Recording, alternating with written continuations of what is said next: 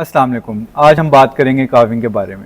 जिस तरह के आजकल तकरीबन हर फार्म पे काविंग का सीज़न चल रहा है, तो इसी बारे में बात करने के लिए हमारे साथ एक बार फिर से मौजूद हैं डॉक्टर दानिश। तो सबसे पहले तो हम डॉक्टर साहब से पूछते हैं, डॉक्टर साहब इस सीज़न आपके फार्म पे कितनी काविंग्स हुई हैं? हमारे फार्म पे राफे भाई तकरीबन 12 काविंग हो चुकी हैं। 12? हाँ जी, और अभी तकरीबन 3 जो है ना वो क्लोजअप में मौजूद हैं। सही। और बाकी हमारे जानवर प्रेग्नेंट खड़े हैं मिल्किंग हर्ड में। 12 में से हमारे पास 10 बच्चे आई हैं और 2 जो है मेल आए हैं। और उनका क्या सक्सेस रेट रहा, आपका मोर्टेलिटी रेट क्या रहा है? और 12 में से तकरीबन जो है ना 11 जो है ना हमारे पास बच्चे वो बिल्कुल फिट एंड फाट हैं। और एक जो है मेल है वो अभी 2 दिन पहले ना उसकी इंट्राइटिस की वजह से डेथ हो गई है। अच्छा जी। तो डॉक्टर साहब काविंग से पहले और जो काविंग के बाद 10-15 दिन है या 2 वीक्स हैं या जितना भी टाइम जो आपने सोचा होता है कि जी, जी। उसमें गाय की किस तरह केयर करते हैं और काफ के साथ क्या उसका ट्रीटमेंट चलता है बाद में, काविंग के बाद क्या, इसको थोड़ा एक्सप्लेन कर देना। देखिए जो होता है ना ये मरहला जो जिसे हम ट्रांजिशन पीरियड कहते हैं, ये बहुत गाय के लिए नाजुक मरहला होता है। इसमें जो है ना काविंग से पहले 15 दिन और काविंग के बाद वाले 15 दिन इसमें गाय का बहुत ज़्यादा ख्याल रखना पड़ता है। पहली तो बात यह है कि जब आपने मतलब अंदाज़ा लगा लेना है कि मेरी गाय के 15 या 20 दिन रह गए हैं, तो आपने सबसे पहले रिकॉर्ड से पता लग हाँ जी, रिकॉर्ड से आपने देख लेना है। तो सबसे पहले आपने जो काम करना है ना, उसके जो कैल्शियम दे रहे हैं ना उसकी डोज बढ़ा देनी है। आप दे रहे हैं पहले तकरीबन को 10-15 ग्राम दे रहे हैं, आपने 10-15 ग्राम से उठा के 50 और 60 पे कर देनी है, क्योंकि ये वो दौर होता है जिसमें गाय में क्लोस्ट्रम बन रहा होता है। और जो क्लोस्ट्रम होता है ना उसे बनने के लिए कैल्शियम की बहुत ज़रूरत है। ठीक जी। तो डॉक्टर साहब काविंग के जब बिल्कुल करीब गाय आ जाती है तो उसकी क्या मतलब कैसे पहचान होती है कि बस अब ये 1 दिन रह गया है, 2 दिन रह गए हैं, और शेड पे तो बंदा 24 घंटे मौजूद नहीं रह सकता, तो कैसे पता लगता है कि वो उसकी ये पहचान होती है कि गाय जो है ना अडर अपना बना लेती है और ऊपर जो होते हैं ना उसके जो हिप बोन होती है ना उसके बिल्कुल साथ होते हैं एक्रोशैटिक लिगामेंट्स, जिसे पंजाबी जुबान में पुड़े भी कहते हैं। गाय वो तोड़ लेती है, इसका ये बहुत बड़ा साइन है। आप शेड पे जब नहीं होते तो आपको कैसे पता लगता है कि ये अब गाय मतलब डिलीवर करने लगी है या क्या, किस तरह पता लगता है? बाकी ये है कि नाइट में गार्ड होता है, दिन में लेबर के बंदे फिर रहे होते हैं, वो बता देते हैं। क्योंकि एक जो गाय है ना वो बच्चे को जो है वो बर्थ करवाते करवाते तकरीबन आधे से पौना घंटा ले जाती है। सही जी।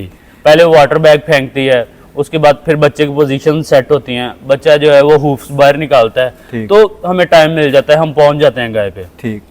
तो काविंग से पहले एक तो आपने बताया कैल्शियम बहुत ज़रूरी है, उसके अलावा कोई ख़ास चीज़ आप गाय को देते हैं क्लोजअप में या क्या देते हैं? हाँ जी, जब इसका ट्रांजिशन पीरियड चल रहा होता है ना तो हम जो है क्लोजअप प्रीमिक्स का यूज़ करते हैं। और दूसरी ये बात कि हम इसके जो साइलेज है ना वो पहले हम इसे 15 किलो देते हैं, लेकिन जब इसे क्लोजअप में डालते हैं ना तो 15 से बढ़ाकर हम इसे 20 किलो साइलेज ऑफ़र करते हैं, तकरीबन 4 किलो मंडा ऑफ़र करते हैं, साथ में इसे 200 ग्राम जो है वो क्लोजअप प्रीमिक्स ऑफ़र करते हैं, और साथ में जो है ना इसे बाईपास फैट देते हैं, और साथ में इसे ग्लाइकोलिन देते हैं, ताकि जो जानवर है ना इससे पूरा सुबह आगे हमें दूध लेना है। और ये जो ट्रांजिशन पीरियड है ना, अगर इसमें हम इसे संभाल लेंगे ना तो पूरा सुबह जी आप मज़े से बैठकर इसका दूध पियेंगे।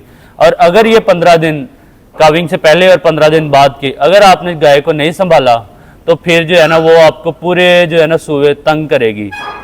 तो डॉक्टर साहब ये तो बात होगी क्लोजअप प्रीमिक्स वगैरह की, और सारा जब एक बच्चा आ जाता है फौरी तौर पे उसकी क्या मतलब ट्रीटमेंट करना होता है, क्या करना होता है, उसकी बायोसिक्योरिटी का क्या ख्याल होता है कि उसको कोई इन्फेक्शन ना हो, क्योंकि उस टाइम तो वो काफ़ी वल्नरेबल होगा उस चीज़ के लिए कि उसको इन्फेक्शन हो सकती है, कुछ भी हो सकता है, और उसमें मतलब क्या आप एहतियात करते हैं?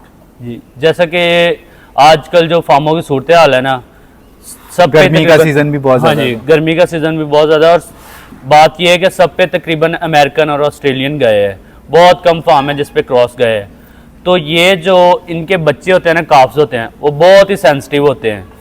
पहली तो बात यह है कि इसकी डिलीवरी के लिए आपके पास एक वेट मौजूद होना चाहिए जो कि इसको प्रोटोकॉल के साथ इसकी डिलीवरी करवाए, और बाद में जो बच्चे को जो है ना प्रिकॉशंस होती हैं वो फॉलो कर सके। सबसे पहले तो ये है कि जब आपने बच्चे की बर्थ करवानी है ना, तो कोशिश करें उसके बाद ना बच्चे को उल्टा लटका कर ना, उसकी जो चेस्ट होती है ना, रिब्स होती हैं, उस पर आपने फिजियोथेरेपी करनी है, ताकि उसके अंदर कोई भी फ्लूइड है लंग्स के अंदर या स्टमक के अंदर प्लेसेंटा से चला गया है, तो आपने कोशिश करनी है उसकी अच्छे से फिजियोथेरेपी को 5 से 10 मिनट करनी है, ताकि वो जो भी अंदर फ्लूइड है या म्यूकस अंदर चला गया है वो इजीली बाहर आ सके। क्योंकि अगर ये चीज़ें अंदर रह गई तो आपका जो काफ है ना, उसके 60% जो चांसेस है ना वो डेड होने के हो सकते हैं। ठीक। तो उस गाय को कोई ख़ास उसके बाद कोई दवाई लगाने की ज़रूरत, कोई एंटीबायोटिक, कोई भी जो आप दवाइयाँ वगैरह लगाते हैं, कोई ड्रिप श्रिप लगाने की ज़रूरत, क्या कोई ज़रूरत पड़ती है? जब आपने गाय की काविंग करवा ली है ना, बच्चे को आपने केज में छोड़ दिया, उसके बाद आपने जब गाय को मिल्किंग पे लाना है, पहली बात तो ये है कि आपने पहली बार में उसकी सारी बोली नहीं निकालनी।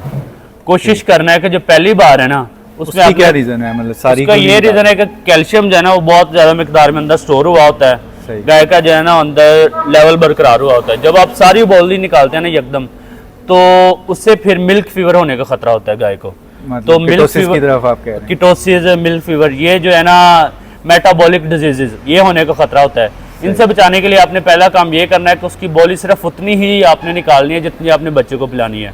उसके बाद पहली दफ़ा में कितनी पिलाते हैं बच्चे? पहली दफ़ा में जो है ना हमारे फार्म पे हम तो पहली दफ़ा में जितनी बच्चा पी सके, ठीक, 3 पी ले, 4 पी ले, सही। मैक्सिमम आपने 4 किलो पिलानी है और मिनिमम आपने 2 किलो तो पिलानी ही पिलानी है किसी भी सूरत हाल में। सही। तो डॉक्टर साहब, एंड पे आपसे मेरा ये जो सवाल है जी। वो ये है कि मेल काफ की ज़्यादा खुशी होती है कि फीमेल काफ की? देखिए जी, जो होता है ना डेयरी फार्मर, उसको तो ऑफ कोर्स फीमेल काफ की ज़्यादा खुशी होती है, लेकिन हमारे लिए मेल भी उतना ही इम्पोर्टेंट है और फीमेल भी उतनी इम्पोर्टेंट है, क्योंकि हमने एज ए डॉक्टर उनकी केयर करनी है। हमारे लिए दोनों ही बराबर है, लेकिन जो है ना डेयरी ऑनर, उसके लिए फीमेल काफ ज़्यादा प्रायोरिटी रखती है। और दूसरी बात यह है कि आपने जब गाय को लगाना है ना मिल्किंग पे, तो उसके आपने एक प्रोटोकॉल देना है, उसमें आपने AD3 उसे लगा देना है और साथ में आपने कोशिश करनी है उसे ऑक्सीटोसिन का इंजेक्शन लगा देना, कोई 8 cc। उससे ये है कि जानवर जो है ना उसका जोर वगैरह लगता है, उसको कुछ एनर्जी मिल जाती है, और साथ में जो है ना ऑक्सीटोसिन वो आपका एक तो दूध बना देता है, दूसरा ये है कि प्लेसेंटा रिमूव करने में मदद करता है, और दूसरा आपने ये काम करना है कि बाद के 15 दिन भी ना उसे ग्लाइकोलिन लाजमी पिलानी है। मतलब ये काविंग के बाद के जो 15 दिन है उसमें ग्लाइकोलिन पिलानी है उसको? बहुत लाजमी है, क्योंकि कितने ग्राम पिलानी होती है? वो आपने जो है ना 150 ml पिलानी है। ठीक।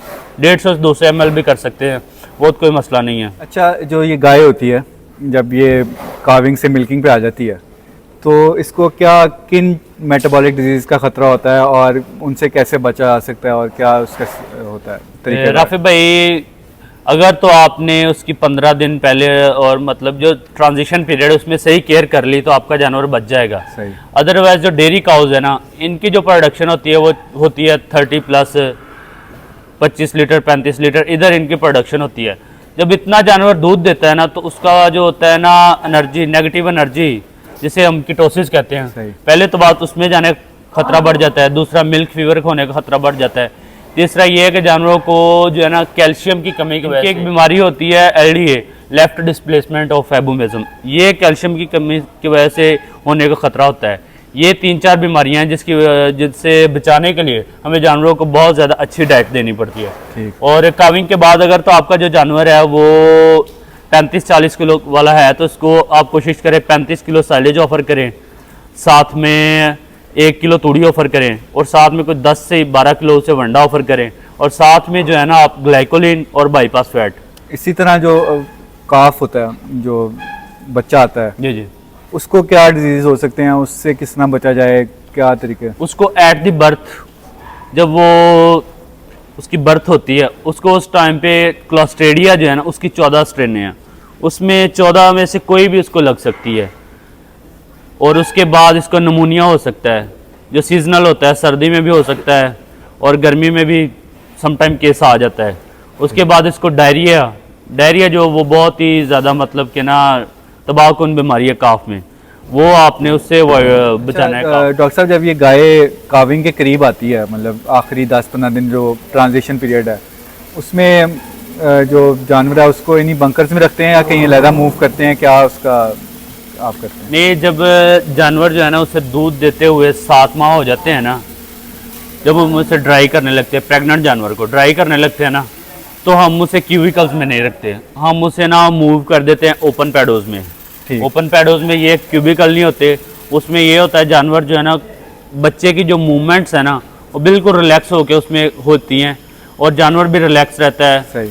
बाकी ये उसका फ़ायदा ये है कि आपके जानवर में ना जो LDA के चांसेस कम हो जाते हैं, उसके बाद आपके जानवर में जो है ना वो अबॉर्शन के चांसेस कम हो जाते हैं, क्योंकि जानवर जब खुला होगा, रिलैक्स होकर अपना सारा सिस्टम करेगा, तो उसका ये फ़ायदा होगा कि आपकी बहुत ज़्यादा जो है ना डिजीज़ रेट कम हो जाएगा और जानवर भी रिलैक्स रहेगा।